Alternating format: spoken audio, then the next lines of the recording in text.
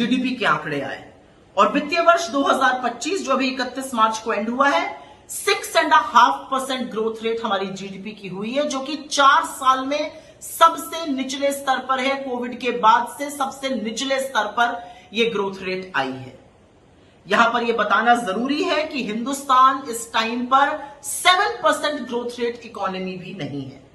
हमारी growth rate fiscal year 25 में 6.5% आई है। इसके पहले वाले साल में 9.2% थी। फिस्कल ईयर 23 में 7.6% थी। फिस्कल ईयर 22 में 9.7% थी। तो हमारी ग्रोथ रेट 4 साल में सबसे निचले स्तर पर आई है। इसका पूरा प्रभाव निवेश पर, कंजम्पशन पर, जॉब्स पर, इकोनॉमिक एक्टिविटी पर पड़ता है। क्या ग्रो कर रहा है? एग्रीकल्चर हर बार की तरह संजीवनी साबित हुआ।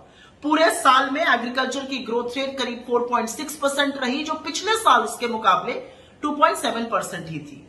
लास्ट तिमाही में एग्रीकल्चर की ग्रोथ रेट 5.4% थी, जो कि पिछले साल के लास्ट क्वार्टर में मात्र 0.9% थी।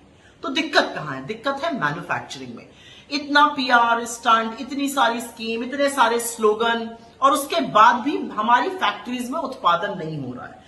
फिस्कल ईयर 25 में मैन्युफैक्चरिंग की ग्रोथ गिरकर 4.5% पे आ गई, जो कि उसके पिछले साल के मुकाबले 12.3% थी।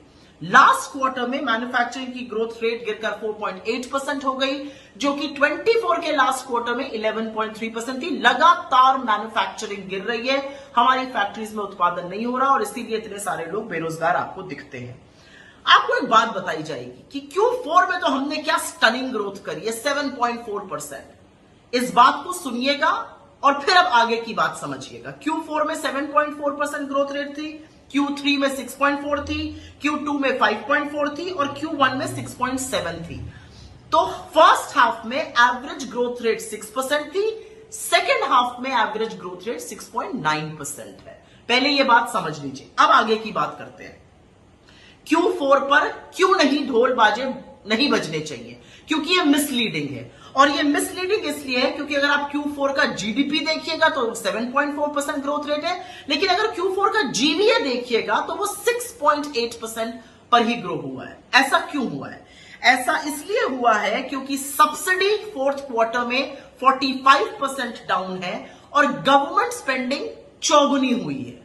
तो इकोनॉमिक ग्रोथ नहीं हुई है, सब्सिडी डाउन हुई है, गवर्नमेंट ग्रोथ चौगुनी हुई है, और इसलिए आपको Q4 का जीडीपी बढ़ा हुआ दिख रहा है। कुछ और आंकड़े समझ लीजिए। जो Q4 का नेट इनडायरेक्ट टैक्स ग्रोथ था वो 12.7% हुआ है, जबकि Q1, Q2 और Q3 का average net indirect tax growth